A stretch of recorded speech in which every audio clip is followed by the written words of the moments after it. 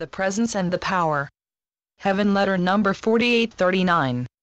February 23, 2014.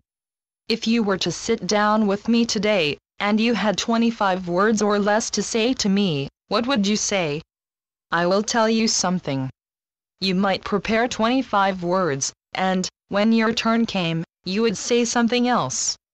Because I live, shall we say, in the moment, you would be relegated to the words or no words that would come out of your mouth. You can prepare before and after, yet, at the moment with me, only spontaneity can arise. Of course, you might sit before me without words, for the sitting with me might be all you would want.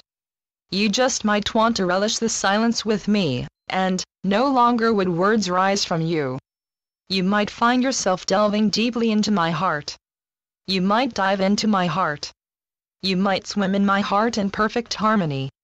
You might just sit and look at me with your heart. Beloveds, there would be no need for words because in oneness you would be. This is the simpleness of our engagement. None of the things that matter would matter anymore. What would you ask and what would you tell? You might want to just sit together with me. Words would leave you. Questions would leave you.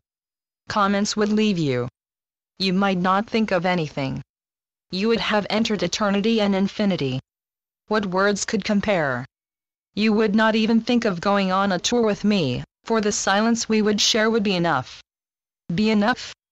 You would be so immersed in oneness that there would be nothing else. Nothing else would exist.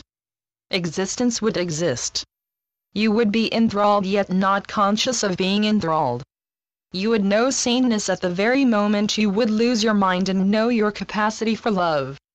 You do not love with your mind, beloveds. The heart would reign. Love would not be a personal thing. Love would be silence and vastness and oneness and all the other things love can be called, and yet, you would have no name for love. You would be out of names, out of the layer that calls for names. You would be nameless. You would not even be able to say the name God. You would be one with me, and, therefore, we would be one. There would be no otherness. There would be no noise. There would be the incomparable fullness of oneness which is empty of description. There would be no need for description or conversation or anything at all but the immutability of nothingness. There would not be the words to ponder this everythingness of nothingness and oneness, and the silence, and the vastness, and love, supreme love, just there, rather here, so complete that there would be nothing to say nor a reason to say anything at all. Which of you could open your mouth? You would be so powerful you could not open it. Words would not come even if you could open your mouth. There would be no thoughts to think about. For the first time in your life, you would be questionless. No one would want to slip from this wonderful nothingness in order to say a word. Speaking would be like digging a tunnel, and why would you want to? With such great presence and power, you would be powerless to leave, not even for a moment. Furthermore, you would never have the thought to leave. You wouldn't have to tell anyone. You wouldn't shout. You wouldn't whisper.